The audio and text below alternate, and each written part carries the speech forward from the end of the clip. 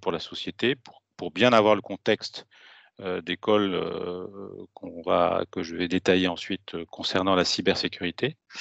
Donc, je vais commencer par vous rappeler, alors c'est certainement pour beaucoup un rappel, mais c'est une manière aussi de repartir du commencement, hein, parce qu'on verra que ces appels sont des appels un peu en poupée gigogne, c'est-à-dire qu'on doit partir d'une compréhension générale du cadre dans lequel s'inscrivent ces appels pour pouvoir bien s'assurer qu'on répond dans le contexte et avec par rapport à l'attente de la Commission européenne. Donc on parle de ce grand programme cadre de l'Union européenne pour la recherche et l'innovation. Alors, le mot-clé, c'est quand même innovation, parce qu'on verra qu'on va de la recherche pure avec le pilier 1 vers de la recherche beaucoup plus appliquée et de l'innovation appliquée d'ailleurs avec le pilier 2, vers des choses beaucoup plus proches du marché avec des TRL élevés et focalisées sur d'ailleurs des plus petits acteurs comme le pilier 3. Donc le programme couvre en gros tout le continuum de la recherche au marché pratiquement sur un ensemble de thématiques. Et là, on s'intéresse, nous, alors c'est un très gros programme puisqu'il fait presque 100 milliards d'euros, il est étalé sur 7 ans. On a un gros pilier central qui est celui sur lequel on se focalise, qui traite des problématiques mondiales et de la compétitivité industrielle européenne. Donc on voit que le mot industriel et compétitivité fait partie de ce pilier. Donc on est bien au cœur d'activités qui peuvent à terme permettre à développer votre business, hein, si vous êtes un industriel, et en intégrant toutes les connaissances scientifiques, les innovations qui peuvent être développées dans des instituts de recherche et aussi au sein de vos entreprises.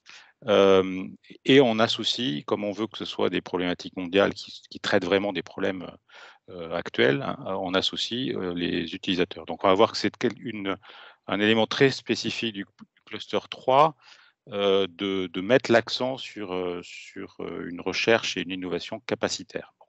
Donc on a cette approche top-down, hein, on part des grandes priorités politiques stratégiques de l'Union européenne, avec notamment des objectifs de développement durable, hein, qui sont issus des 17 objectifs initiaux développés par les Nations Unies. Comme je le disais, on se centre sur des problématiques sociétales correspondant à des défis globaux, hein. Donc, on veut vraiment que ce programme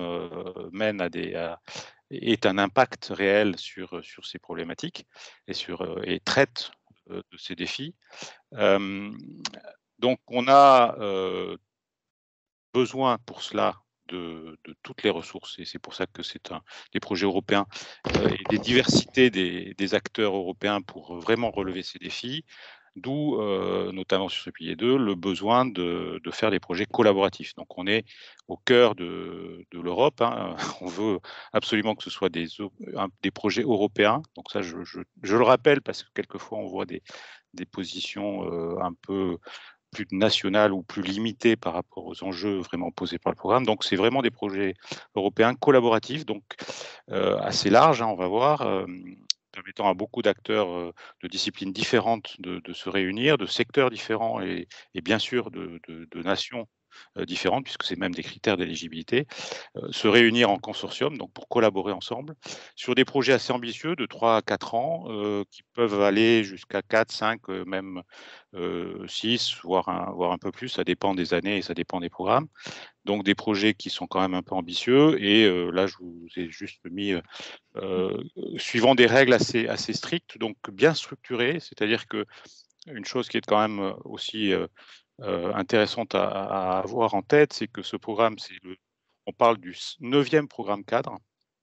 Donc il y a une expérience européenne assez forte sur ces projets collaboratifs, et qui ont donc structuré les projets selon différents types de nature de projet, selon qu'ils étaient plus recherche, plus innovation, qu'ils étaient plus networking, ou qu'ils étaient carrément, on va parler de PCP, dans le programme, dans le cluster 3, on a en particulier un PCP, donc de l'achat pré-compétitif. Donc voilà, je voulais mettre en avant le fait que ce soit un programme bien structuré et qui est très fortement focalisé sur la collaboration. Je pense que j'ai plus la main, mais peut-être... Ah oui, je vais le recontrôler pour pouvoir changer de planche. Voilà, voilà. Alors, quelques conseils déjà par rapport au projet. Quand on lit le programme d'une manière un peu exhaustive, on réalise qu'il y a quelques points clés qu'il faut absolument avoir en tête quand on construit une réponse à ces appels. Je laisse le suspense sur les appels eux-mêmes, mais là, je place le cadre. Donc, vous avez l'aspect facteur humain. Donc, on comprend bien que la sécurité, très souvent maintenant associée à ce qu'on appelle la résilience, fait partie, nécessite et fait partie intégrante des besoins de la société. Et donc, les sciences humaines et sociales sont au cœur aussi des problématiques et doivent être présentes dans les appels. On est aussi en Europe, donc on essaie de mettre en avant un certain nombre de droits fondamentaux et le respect de ces droits fondamentaux. Et donc, les valeurs européennes doivent être aussi démontrées et suivies d'une certaine manière, d'où vous verrez dans la réalisation des propositions un certain nombre de questions, de chapitres et de paragraphes à remplir pour justement traiter des problèmes de genre, d'inclusion, d'éthique, voilà, et un certain nombre de choses à vraiment garantir. Donc, il faut faire attention aussi à ça. Ces programmes sont construits, comme je l'ai dit, un peu en poupée gigogne, à partir de priorités politiques ont été définies tout un ensemble d'objectifs stratégiques à travers un plan stratégique qui a été construit sur 4 ans. Donc, on a eu un premier plan stratégique 2021-2024 et on aura un autre plan stratégique 2025-2027. Donc, ce plan stratégique, il faut le lire. C'est pas quelque chose de très gros, mais c'est très utile parce qu'il positionne vraiment les objectifs clairs de la commission et le work programme, le programme de travail est une implémentation de ce plan stratégique, généralement sur 2 ans. Donc, c'est ça l'intérêt. Là, on est sur le work programme 2023-2024. Donc, on a le texte depuis un certain temps déjà. Et donc, ça nous permet de faire ce webinaire juste après la remise des appels 2023 pour vous préparer le plus tôt possible à la remise des prochaines offres en 2024. Ce sera le 20 novembre 2024. Juste des points à garder en tête parce qu'on a vu un certain nombre de problèmes avec cela. On est sur un programme européen qui est un programme ouvert, international, mais en fonction de la nature des appels qui sont proposés, on verra qu'il peut y avoir des restrictions, notamment de manière générale sur tous les appels IA, donc Innovation Action, qui sont à des TRL un peu élevés. Donc, plus on se rapproche du marché, et plus on essaie d'être un peu restreint. Donc là, on voit que les entités chinoises ne sont pas autorisées dans les appels Innovation Action. Et de même, il faut bien vérifier les accords d'association pour l'éligibilité des pays parce que ce sont des conditions d'éligibilité, justement. Bon, les Chinois, j'en ai parlé, mais les pays associés sont éligibles au programme. Il peut y avoir d'autres pays, les pays de l'OCDE, il peut y avoir d'autres pays aussi en dehors en fonction des appels, mais il faut bien faire attention à qui est associé, qui ne l'est pas. Voilà. Et ça évolue, donc c'est des choses à suivre. Petit rappel aussi, le programme est un programme civil. L'Europe a mis en place un programme militaire à travers son European Defence Fund, son Fonds européen de défense. Donc, on fera attention à ce que on ne propose pas des technologies duales. Ça peut fonctionner dans l'autre sens, c'est-à-dire le programme European Defence Funds, d'ailleurs, fait des appels du pied à la communauté sécurité pour dire si vous avez des technologies de sécurité qui peuvent être utilisées par les militaires, venez nous voir. Mais là, on est sur un programme civil ici, on n'est pas dans ce cas de technologie duale. Bon, après, des choses qui sont aussi importantes, et on le verra dans la description des propositions. Souvent, il est indiqué qu'il faut utiliser les capacités et les investissements, entre guillemets, et les infrastructures qui ont été mises en place par l'Europe. On comprend tout à fait cela. L'Europe a mis en place des grosses infrastructures. Ah, pardon, quelqu'un a pris le contrôle. Donc, merci de ne pas prendre le contrôle des planches, comme ça je pourrais suivre un peu ce que je raconte. Donc, effectivement, il y a eu des investissements qui sont faits par l'Europe, on le voit en termes d'observation de la Terre, en termes de localisation, de mesure du temps. Bientôt, il y aura des investissements lourds qui seront faits sur les communications au niveau européen. Donc, on comprend que quand c'est mentionné, c'est quand même très bien vu de démontrer qu'on va utiliser ces capacités-là pour bénéficier des investissements européens. De même pour le CERIS, qui est dans le cadre du cluster 3, donc de sécurité civile pour la société, est une communauté d'utilisateurs qui a été construite au fur et à mesure, notamment lors du démarrant sur le FP7 et ensuite Horizon 2020, de communautés d'utilisateurs et d'acteurs, de stakeholders, mais d'acteurs de la sécurité. Et il est bon de faire des liens avec cette communauté qui produit régulièrement des workshops et des documents qui sont utiles et qui permettent justement de montrer qu'on s'aligne sur les initiatives européennes. Voilà. Donc quelques conseils. Je vais essayer de reprendre le contrôle aussi. Voilà, les conseils. Alors, sur ce qu'il y a aussi dans les textes, et donc là on est toujours sur des généralités, mais ça je pense que ça peut vous aider pour réaliser des propositions qui sont bien perçues. Souvent, il est mentionné, et là on a essayé de les rassembler dans un même document avec les liens qui vont bien. Il est mentionné qu'on se référera à des documents donc les conseils. Donc voilà, j'ai finalement dit ce qui est écrit, donc j'ai pas dit beaucoup plus de choses, si ce n'est que pour les derniers points que effectivement il faut s'assurer qu'on utilise et qu'on montre qu'on utilise les assets et les infrastructures développées par l'Europe et financées par l'Europe. Je vais reprendre le contrôle, je crois que j'ai plus. Ah oui, je l'ai. J'ai parlé des références, donc là on a rassemblé un peu toutes les références qui sont présentes dans l'ensemble des appels sur le cluster 3, mais là il y en a 3 que j'ai identifiées un peu plus en gras sur les problématiques de cybersécurité. Donc c'est des références qui sont donc des documents produits par la Commission auxquels elle demande de se référer pour avoir bien le contexte et s'aligner bien avec ce qui est écrit dans ces textes-là. Et puis, je voulais simplement, là j'étais sur la dernière, cette planche-là, qui renforce le besoin d'être. Vous m'entendez? J'entends du bruit, je me demande si c'est clair. Oui, on t'entend. Bon, parfait. Qui essaie de renforcer l'aspect impact de ces projets. Donc, comme je disais, ce sont des projets capacitaires. On verra que dans pratiquement l'ensemble des projets, il est utile, si ce n'est demandé, mais souvent utile, d'avoir des utilisateurs. Donc, être certain que ce qu'on va développer permettra d'avoir des nouvelles capacités qui seront utilisées de manière opérationnelle.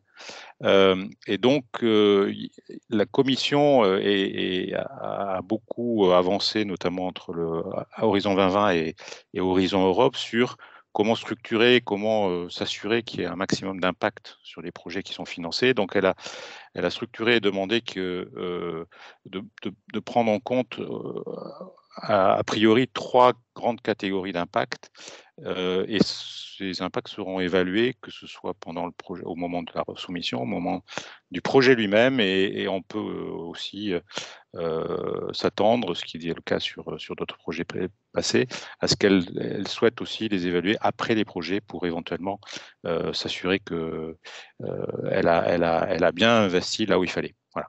Donc il y a des impacts scientifiques, bien sûr, puisqu'on parle de projets d'innovation et de recherche, mais il y a des impacts sociétaux forts, puisqu'on parle de sécurité, comme je le disais au départ, notamment avec ces aspects de sciences humaines et sociales. Et puis, il y a des impacts économiques, parce que pourquoi on investit lourdement, puisqu'on verra que quand même la Commission investit pratiquement 100% du financement qui est nécessaire pour faire ces développements. Elle le fait pour avoir un impact économique et donc pour que la compétitivité européenne, l'excellence européenne soit présente, soit développée. Donc voilà, mettre en avant ça. Si vous structurez un projet et que vous savez démontrer des impacts scientifiques, sociétaux et économiques, vous avez déjà un bon point, parce que c'est des critères très importants pour ce programme-là. Alors, on rentre dans le vif du sujet. Donc, le cluster 3, ce que j'ai dit précédemment est applicable pratiquement à tous les clusters, qui sont donc ces pôles, ces domaines d'activité du pilier 2. Mais là, donc, sur le cluster 3 de sécurité civile pour la société, on met l'accent sur, comme je l'ai dit au départ, sur les capacités, les besoins de capacité. La sécurité est un sujet un peu difficile, hein. La société l'aborde de manière diverse et variée. Donc, on a une posture qui est européenne et de ce programme qui est de garantir des résultats éthiques qui vont être soutenus par la société. On comprend que des résultats qui ne seraient pas soutenus sur la société, il y a peu de chances qu'ils atteignent un marché ou qu'ils soient réellement acceptés par la société. Donc, du coup, ce seraient des capacités inutiles quelque part. Mais derrière aussi, comme je voulais le rappeler, il y a un besoin de créer un marché pour une industrie de sécurité européenne compétitive, sachant que c'est un marché compliqué. Et on verra que notamment dans ce pilier, dans ce cluster 3, il y a une destination spécifique pour aider à développer ce marché, ce qui n'est pas le cas d'autres domaines qui sont beaucoup plus naturellement bien structurés en termes de marché. Donc, je reviens sur les orientations stratégiques et les impacts attendus. Ce programme, d'une manière générale, sécurité civile pour la société, donc on est focalisé sur la société et ce qu'on souhaite, c'est que la société européenne soit beaucoup plus résiliente, tout en s'assurant qu'elle soit toujours inclusive et démocratique. Et puis, alors c'est renforcé en plus depuis peu, hein, mais c'était le cas déjà avant, que l'autonomie stratégique soit aussi présente. Alors avec un discours qui est un petit peu difficile à tenir, mais qui est on veut à la fois garder notre autonomie stratégique, mais on a conscience que tout ce qui est recherche et innovation nécessite une grande ouverture et il est nécessaire de travailler avec le maximum de personnes quand c'est possible, donc avec une ouverture maximale quand c'est possible et une fermeture quand c'est nécessaire parce qu'on traite de sujets qui sont purement stratégiques. Donc on verra que sur la cybersécurité, c'est en particulier le cas sur un des calls. Donc voilà les 6 destinations du cluster 3.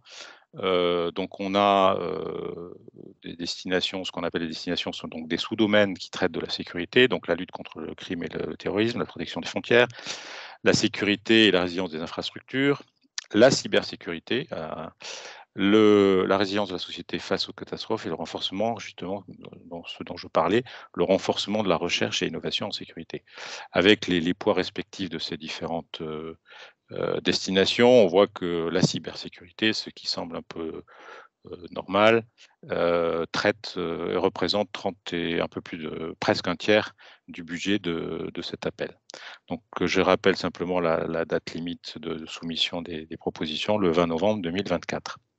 Alors, ce qu'on peut voir juste comme ça à titre informatif, mais c'est une manière de le voir sur ces 6 destinations, c'est que on a une destination dont le libellé est plutôt technologique, ou la cybersécurité, c'est-à-dire que même s'il n'y a pas que de la technologie pour faire de la cybersécurité, on est focalisé sur une discipline, et les autres étant plus des capacités, des luttes, des protections, une résilience, voilà.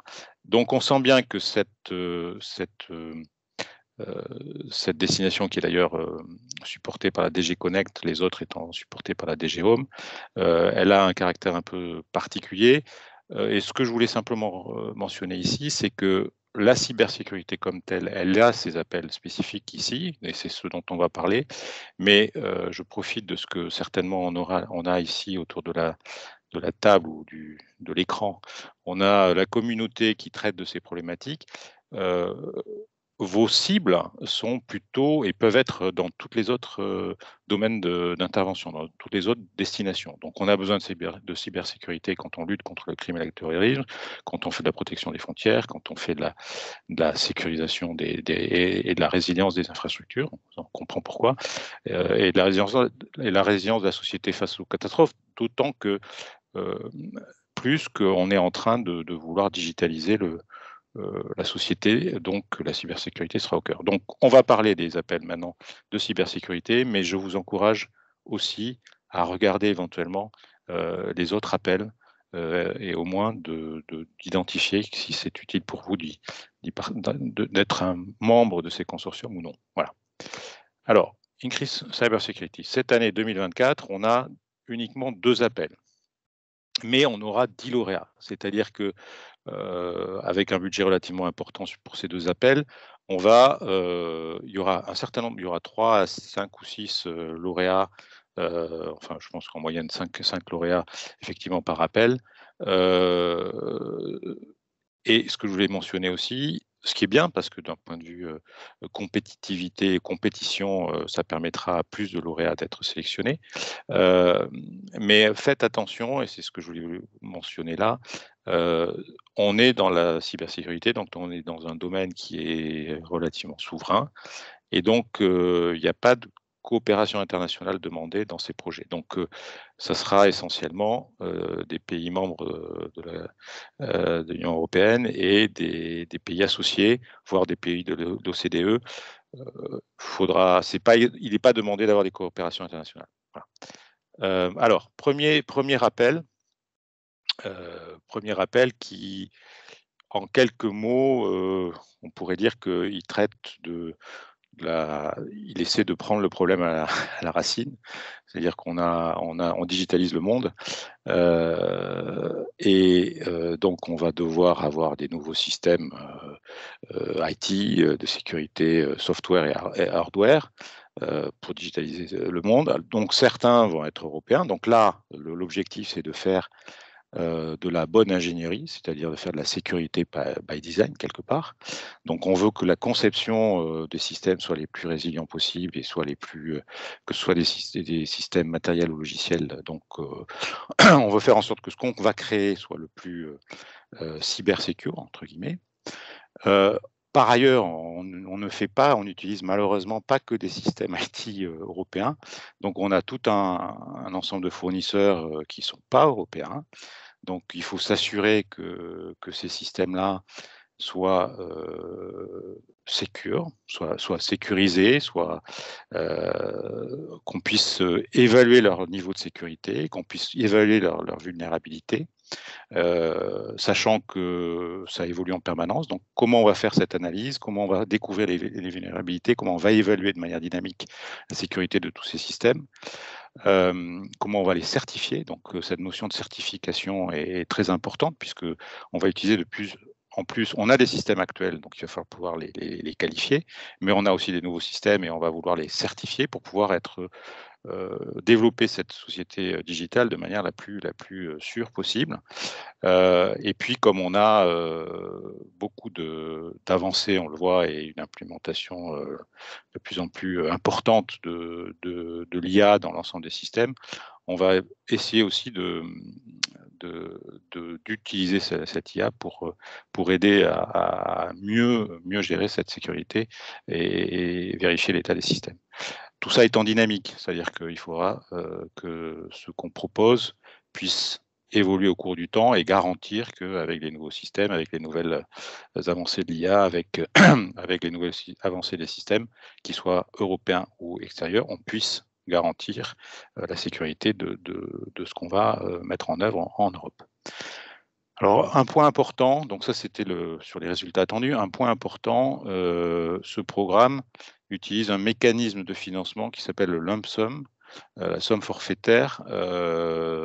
C'est à mentionner, donc là j'en profite pour vous inciter à regarder le site horizoneurope.gouv.fr dans lequel notre PCN juridique et financier a fait un très bon article sur les lump sum. Ça a des conséquences sur la structuration un peu de votre projet puisque vous êtes payé qu'une fois vos work packages, enfin vos tâches finalisées, contrairement à des rapports de coûts qui sont les modes de financement classiques où vous faites régulièrement des rapports de coûts et vous êtes financé sur ces rapports de coûts. Là, vous êtes financé seulement à la fin des tâches qui sont réalisé. Donc c'est important à prendre en compte parce que c'est nécessaire dans la structuration de votre projet. Ça a un bénéfice, c'est que vous n'avez pas de rapport de coût à faire. Voilà. Donc il y a du bien et du moins bien. On sent, ce qui est mentionné dans le texte, c'est que on comprend bien que si on veut sécuriser, et même par design, ou qu'on veut vérifier et automatiser l'analyse des vulnérabilités ou identifier clairement les vulnérabilités, l'utilisation de l'open source semble nécessaire et à favoriser. Bon, ce qui est mentionné dans le texte, et je l'ai juste rappelé en point important, c'est que cette évaluation, on doit être en mesure de démontrer que ce qu'on propose permettra une évaluation continue de la sécurité. Et bien sûr, puisque tout ça se fait dans un cadre réglementaire, ces aspects réglementaires et les barrières à l'usage des technologies seront importants. Donc, il faudra que vous ayez dans votre consortium des partenaires, des entités qui sauront adresser au sens anglais du terme, qui sauront traiter de cet aspect réglementaire et barrière à l'usage des technologies. Donc ici, pas de contraintes sur le consortium, sauf qu'on est quand même sur de la cybersécurité, donc on vous encourage à pas prendre de chinois, puisqu'on est sur une Innovation Action, et puis être prudent dans les partenaires que vous prendrez. Juste un dernier point sur cette fiche, les thématiques, la thématique abordée, c'est pas une nouvelle thématique, elle est simplement ici assez riche, donc on sent bien qu'il va falloir traiter de pas mal de sujets, et elle a été traitée aussi dans le passé dans un certain nombre d'appels qui sont mentionnés ici. Alors c'est pas exhaustif, mais ça vous permet déjà en cliquant directement d'avoir accès et d'essayer de regarder ce qui a pu être fait et des projets qui ont pu gagner lors de ces différents appels, parce que ces appels traitaient de sujets similaires. Voilà, donc ça vous permet d'aller plus loin. Donc on aura 6 à 8 projets qui seront sélectionnés, hein. On sent bien qu'il y a un besoin de vraiment trouver des solutions diverses et variées pour traiter ce problème très ambitieux, avec des projets de 4 à 6 millions d'euros. Donc les TRL, les niveaux de maturité technologique ne sont pas mentionnés, mais on est sur une Innovation Action, donc on veut des choses qui soient, on va dire, typiquement du 6, 7, voire éventuellement 8 sur certains aspects, mais on est autour de ce type de niveau de maturité technologique. Voilà. Alors, premier appel, deuxième call. Alors, attendez, là, je suis allé trop vite. Voilà. Deuxième appel. Donc là, on est sur quelque chose de beaucoup plus focalisé, mais on prend la problématique du chiffrement et de la sécurisation via le chiffrement, cryptographie. Enfin, je traduis comme ça en français, mais et le mot-clé du titre de ce call, c'est transition. C'est-à-dire qu'on a identifié, il y a déjà des recommandations qui sont faites par rapport à l'avènement des calculateurs quantiques, et donc des capacités à décrypter ou décoder les codes de sécurité actuels, avec des algorithmes actuels, factoriels et autres. Donc l'idée ici est vraiment de penser cette transition, de s'y préparer, parce que ça sera un changement massif. On a une masse de systèmes qui sont sécurisés en pré-quantique, et donc on veut maintenant savoir comment on va pouvoir faire la transition pour trouver des manières économiques et viables et réalistes de petit à petit passer à ce qu'on appelle du chiffrement post-quantique, donc des choses qui résisteront à des ordinateurs quantiques. Donc là, vous voyez, il y a un certain nombre d'attendus, à la fois sur les algorithmes, sur la manière de faire cette migration, cette transition, il y aura besoin de faire des démonstrations pour démontrer les bonnes pratiques et puis, l'objectif derrière tout ça, c'est quand même de faire des recommandations pour la mise en œuvre généralisée de la cryptographie post-quantique dans l'Union européenne. Donc c'est assez ambitieux et là encore, les résultats attendus sont, assez riches et nombreux, mais, on est sur des projets de 4 à 6 millions d'euros. Là, il y en aura 4 qui seront sélectionnés et on est un peu plus en amont puisqu'on comprend bien qu'il y a un besoin de recherche, important aussi, hein, notamment sur les algorithmes et sur, comment passer les choses à l'échelle ou des aspects hybrides, voilà. Donc on est sur une RIA. Là, les TRL sont pas non plus, indiqués, mais on sera certainement autour de 4-5, 4-5-6 peut-être sur certains aspects, mais on est plutôt dans du 4-5. Donc là, un point important, puisqu'on est sur comment gérer cette transition, il faut aussi l'accompagner par une réglementation. Donc les aspects réglementaires et les barrières à l'usage des technologies seront à identifier et à analyser, et en tenant compte des recommandations actuelles, puisqu'on va en produire des nouvelles, mais il faut tenir compte de celles qui existent, les recommandations actuelles européennes pour cette transition à travers l'Union européenne. Bon, là, comme je l'ai indiqué précédemment, on est typiquement dans un sujet qui est quand même souverain, puisque il y a une certaine capacité en Europe qui peut, avec une réelle et même française, on peut le dire ici, avec une très bonne compétence sur ces sujets-là.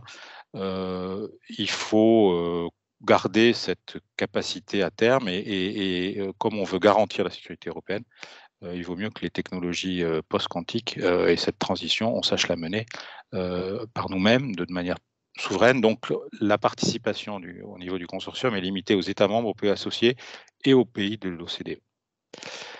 Juste un sujet qui avait une thématique similaire, c'était celui de 2022, le CS 0103. Donc vous pourrez vous référer à l'appel 2022 et surtout aux lauréats qui ont été identifiés à ce moment-là pour voir un petit peu quels étaient les sujets et comment ils abordaient le sujet. Voilà. Alors, je suis un peu long, il ne va peut-être pas y avoir énormément de questions. Bon, pour aller plus loin. Donc là, je vous ai présenté les généralités du programme, les appels spécifiques cybersécurité dans le contexte justement général pour bien comprendre l'esprit de la réponse qu'il faut mener, qu'il faut donner. On est là pour vous aider, pour vous accompagner. Et ce que je voulais, avant de parler de ça, je voulais aussi indiquer à travers ce petit dessin qu'on a parlé des 6 destinations, donc là 5 destinations principales et puis une transverse qui est un petit peu particulière parce que c'est une destination de, entre guillemets, anglais, market uptake, hein, comment on va faire en sorte que le marché de la sécurité se développe de manière cohérente et la plus efficace possible. Donc, ce que j'ai encadré en rouge, c'est toutes les sous-domaines des destinations qui sont traitées en 2024. Et en fait, si vous regardez un petit peu tout ça, vous allez voir qu'en termes de cyber, il y a des opportunités certaines. Si vous regardez FCT, le domaine FCT 06, lutte contre la cybercriminalité, il y a peut-être des compétences que vous avez qui pourraient être utiles à ce niveau-là, la collecte des preuves légales, l'analyse de l'information. Bon, voilà, il y a un certain nombre d'autres sujets sur lesquels certainement, vous pouvez aussi proposer vos services, vos capacités pour vous insérer dans des réponses à ce niveau-là. Voilà, je voulais juste étendre un peu, dire qu'il y a ces 2 sujets, mais il y a peut-être d'autres opportunités pour vous dans d'autres destinations du cluster 3.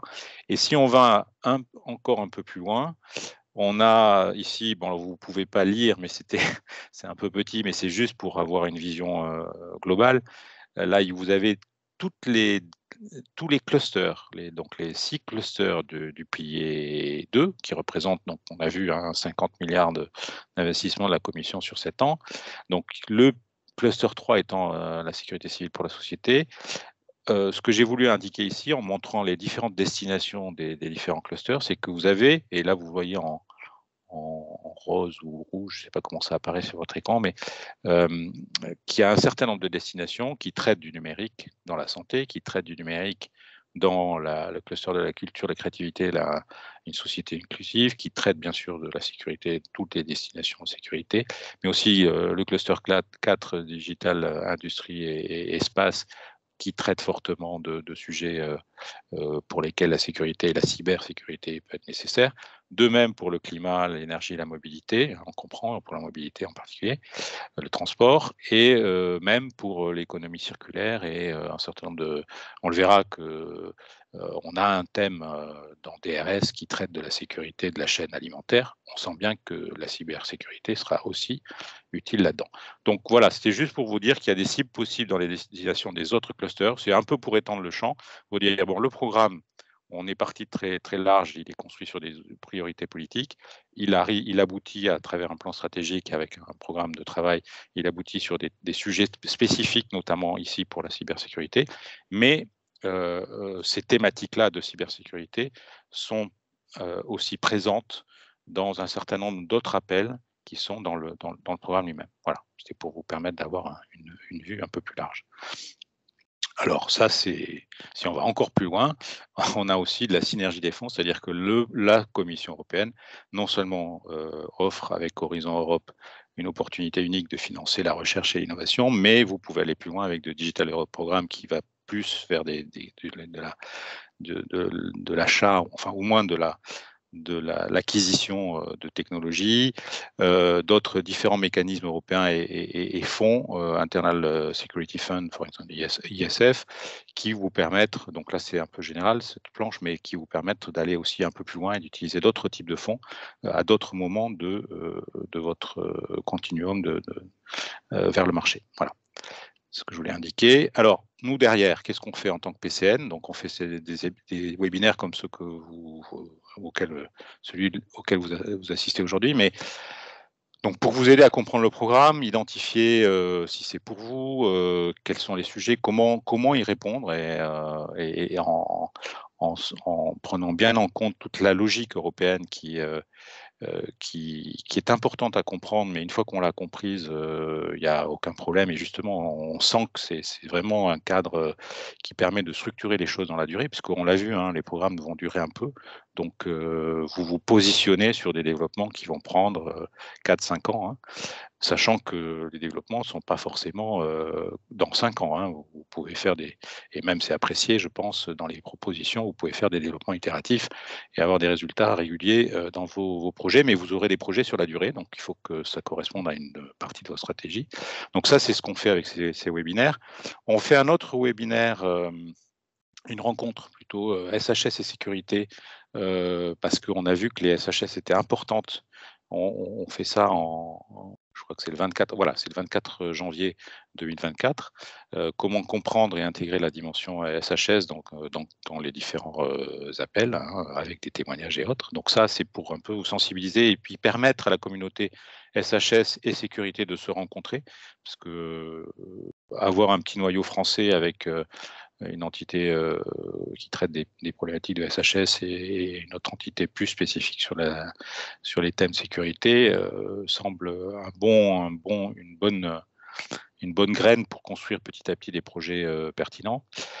On va faire en parallèle, on a commencé à faire des tournées dans les régions, parce que rien de mieux que d'être proche de vous.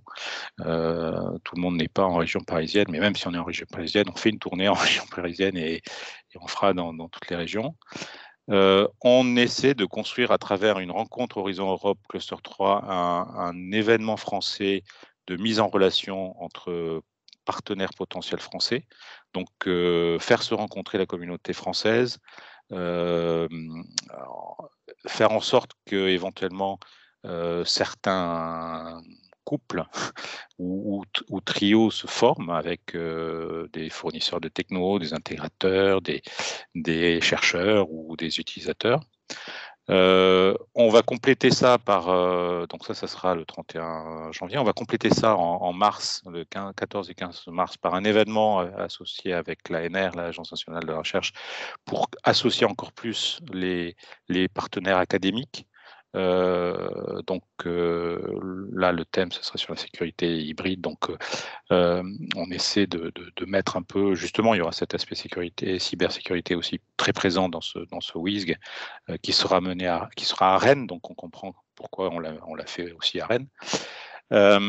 Et puis, il y aura le gros événement qu'on est en train d'organiser, qui est un événement annuel organisé par l'ensemble des PCN et pas uniquement, enfin donc depuis 20 ans, c'est cet événement de mise en relation de toute la communauté européenne de sécurité. En gros, tous les acteurs qui vont quelque part faire des propositions se réunissent pendant 1 ou 2 jours pour identifier et partager ceux qui veulent partager les sujets sur lesquels ils veulent ou les propositions qu'ils souhaitent faire et essayer de trouver des partenaires ou se rassembler et discuter ensemble de la meilleure manière de faire les propositions. Donc cet événement de Brokerage Event sera en mai, en fin mai, enfin on est en train de finaliser la date, mais vous aurez, voilà, sachant que ça vous donnera comme ça le temps pour remettre et finaliser votre proposition pour novembre, le 20 novembre 2024.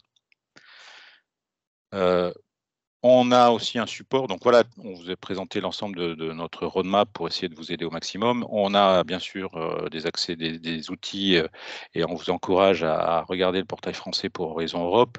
Bien sûr, la référence des références, et il faut s'y référer, notamment pour le texte. Les textes qui sont souvent courts, hein, c'est 1 ou 2 pages, les textes de chaque call. Chaque mot étant important, il faut aller sur le texte anglais du Funding and Tenders. Les fiches qu'on vous a présentées, c'est une petite synthèse, mais ça ne peut remplacer le texte réel du Funding and Tenders présent sur la commission, sur le site de la commission. Et puis sachez que vous êtes pas, on essaie d'aller un peu plus loin dans l'aide, et donc si vous êtes une entité publique et que vous souhaitez être coordinateur, ce qu'on encourage, hein, puisque c'est la meilleure manière de porter une vision un peu globale et puis être un petit peu le fer de lance et surtout visible, parce que vous verrez que par rapport à la commission et par rapport à l'interaction avec la commission, c'est uniquement le coordinateur d'un projet qui a une visibilité forte dans un projet, puisque c'est lui qui interagit avec la commission, c'est lui c'est à lui qu'on demande de venir faire des présentations, c'est lui qu'on sollicite, que la commission va solliciter pour représenter le projet. Donc, si vous voulez être coordinateur, entité publique, vous avez une aide fournie par l'ANR à travers le programme MRSEI. Et puis, si vous êtes une PME, alors vous avez aussi un accompagnement à travers la BPI. Ce qu'on n'a pas mentionné ici, c'est qu'il y a aussi des aides parce que les régions, c'est pour ça qu'on a ce travail avec les régions, sont de plus en plus actives dans la dimension européenne, et elles apportent aussi souvent un support complémentaire, que ce soit en argent ou en conseil, en coaching, en formation, ce qui est très utile. Voilà. Petit dernier point, j'en profite, parce qu'on n'a pas toujours l'occasion d'interagir avec vous. La meilleure manière à terme, alors c'est pas le cas pour tout le monde, mais la meilleure manière de bien comprendre ces programmes et de s'imbiber de l'esprit et notamment de la manière dont ils sont évalués, c'est de devenir soi-même expert évaluateur. Donc la France il n'y a pas tant d'experts évaluateurs français, donc on vous encourage à le devenir. Ça vous permettra de bien comprendre et devenir un expert du domaine. Et puis, juste pour finir, sachez qu'il y a une préparation du futur. Donc, on est dans le plan stratégique 2021-2024. Il y a le plan stratégique 2025-2027 qui est en train d'être discuté avec les work programmes attachés. Et puis, on démarre les discussions sur le futur projet Horizon Europe 2028-2024 qui mènera à des projets qui iront jusqu'en 2034, jusqu'en 35, 36, 37. Voilà, donc on est sur du long terme, mais qui s'appuie donc sur la politique, les priorités politiques de l'Europe.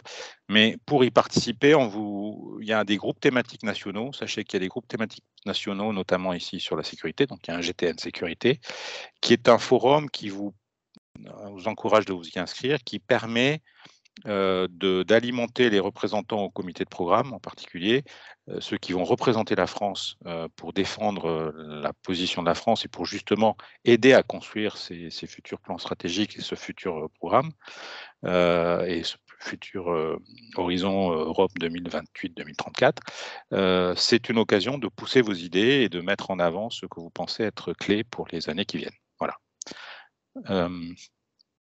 Voilà, je crois que j'ai fini. Donc, au PCN Sécurité, on est là pour vous aider et pour vous accompagner et vous inciter à y aller parce qu'on pense que c'est une vraie. Il y a un avant et un après. Il y a ceux qui ont pas encore fait le pas et puis il y a ceux qui sont dedans et en général, ça change beaucoup de choses. Merci pour votre écoute. Donc, on va peut-être. Julien, est-ce que j'ai pas trop regardé Non, je t'en prie, Frédéric. le Pas chat? de problème, le chat a été très calme, aucun problème, pas de questions particulières. Merci à toi. Je peux prendre, si vous voulez, le relais de Frédéric qui a en plus une prochaine, dans 10 minutes, il commence un autre webinaire auquel vous allez peut-être participer. Donc, si vous avez des questions auxquelles je peux répondre, n'hésitez pas. Voilà, par exemple, dans la conversation. Alors, il existe des aides au montage de projets pour les associations. Le SHS, c'est bien en présentiel, oui, c'est ce que tu as marqué. Voilà. Oui. Tout à fait, voilà. Je vous ai déjà inscrit le site. Alors, des aides au montage de projets pour les associations, loi 1901. De ce que je connais, moi, et de ce que Frédéric vous a présenté, je pense qu'à BPI France, vous n'êtes pas éligible puisque c'est plutôt les PME, les industriels. Et pour l'ANR, vous n'êtes pas éligible non plus puisque ce sont plutôt les académiques. Je pense qu'il y a une réflexion au niveau de l'ANR pour les associations, mais ça n'est pas encore finalisé. Donc, la seule piste que je vois, c'est au niveau des régions. Les régions ont pas mal de dispositifs pour accompagner les différents types d'acteurs pour déposer des appels à projets européens, que ces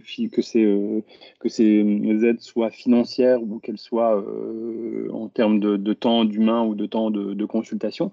Donc, n'hésitez pas à regarder du côté des régions dans lesquelles vous vous situez pour leur demander s'ils ont des aides disponibles. Voilà. Je viens justement de poster ce matin sur LinkedIn une aide financière qui est proposée par la région Île-de-France. Pour ceux qui sont installés en région Île-de-France pour monter des appels à projets. Donc, quand on peut, on s'en fait le relais.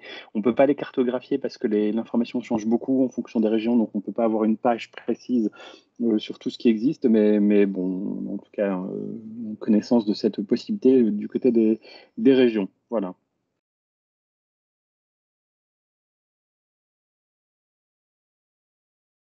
Ah, alors... Vu la présentation, il faut présenter des projets à plusieurs entreprises. Alors, si on prend les règles strictes de la Commission européenne, il est nécessaire pour déposer un appel à projet, pour déposer une candidature, un dossier, de présenter un consortium qui soit au minimum composé de 3 entités juridiques, légales, peu importe, ça peut être des entreprises, des académiques, des associations, peu importe, 3 entités légales différentes implantées dans 3 pays, États membres ou associés de l'Union européenne. Donc, il n'est pas obligatoire, si j'essaie de comprendre votre question jusqu'au bout, il n'est pas obligatoire d'avoir plusieurs entreprises ou industrielles dans un consortium. Il peut y en avoir qu'une, mais il faut au minimum 2 autres entités qui soient issues de 2 autres projets européens. En général, ce sont des projets entre 4 à 6 millions d'euros et le nombre de partenaires, c'est jamais 3, hein, c'est toujours au minimum 10 et au maximum 20. Enfin, en tout cas, ça nous semble être une bonne moyenne parce qu'après, ça devient compliqué de gérer un consortium et les financements. Et donc, en général, 15 partenaires. Et ce qu'on conseille, sans qu'il faut vraiment prendre ce conseil au pied de la lettre, c'est de participer à une journée qu'on organise fin janvier. C'est à l'SHS, pourquoi pas, mais encore plus celle de fin janvier, où on fait se rencontrer les différentes communautés françaises parce que il nous semble intéressant de créer un premier noyau dur français, c'est-à-dire de 2-3 partenaires français qui vont s'entendre sur le portage d'un projet pour ensuite s'ouvrir au côté européen. C'est-à-dire que l'idée en créant un noyau dur français, c'est pas de se dire on se met en tant que Français puis on essaie d'avoir 40-50% du budget. L'idée, c'est vraiment de trouver une motivation à plusieurs en tant que Français, en tant que partenaires qui se connaissent bien pour ensuite déposer des appels à projets ensemble. Voilà. J'espère que j'ai un peu répondu aux différents aspects de votre question, Monsieur Ricard.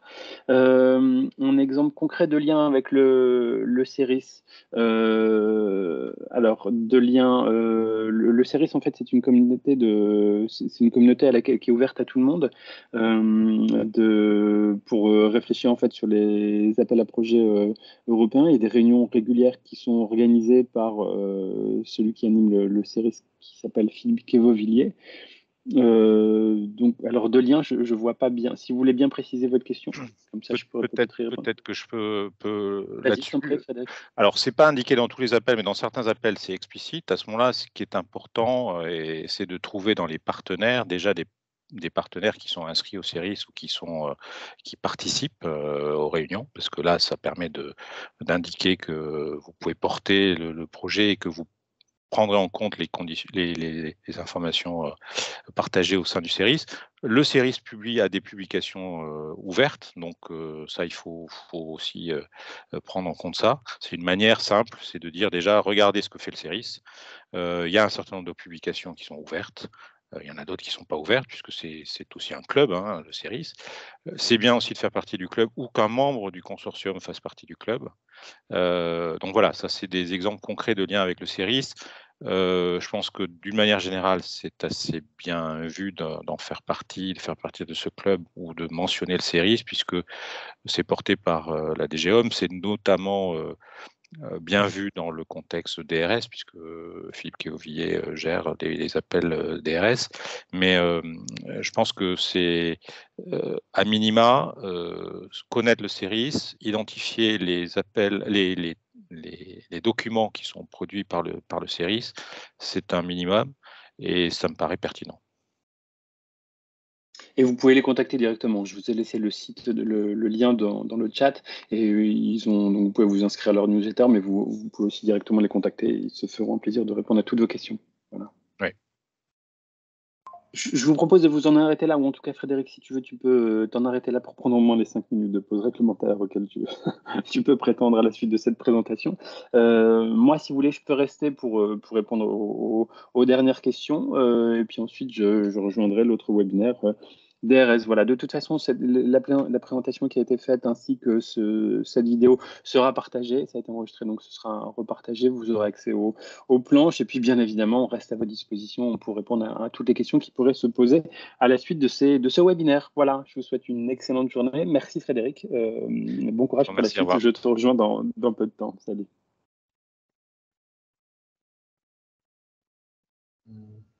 Frédéric, je peux vous poser une question?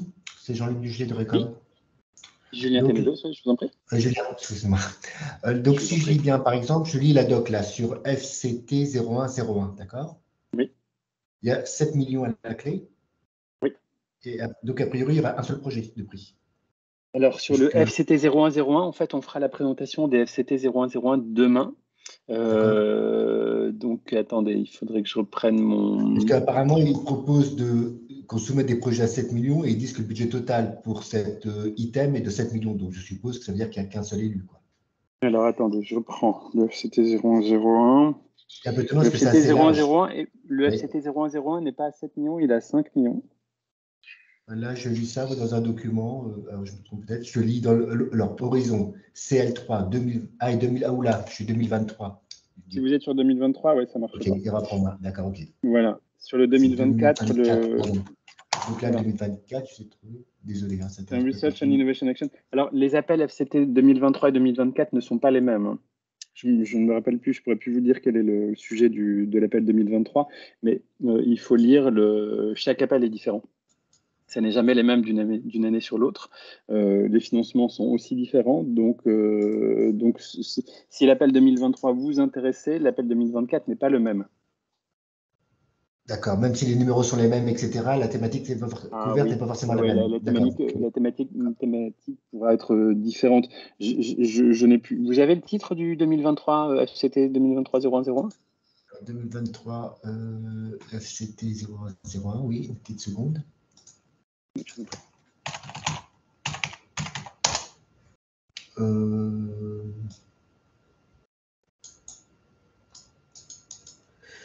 Donc, c'était 01, processing donc traitement de large, complexe et des bases de données non structurées pour résultant de l'investigation criminelle, etc. Voilà. Big data analysis, data protection. Complexe, c'est un petit peu le. Oui, c'est pas du tout la même chose. Ouais, on est effectivement. Voilà.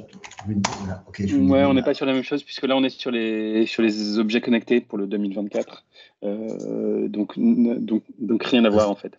Parce que ça, date limite de celui-là, c'était. C'était il y a 2 jours. D'accord, ok. C'était le 23 novembre 2023. 6 jours. D'accord. C'est ça. Voilà.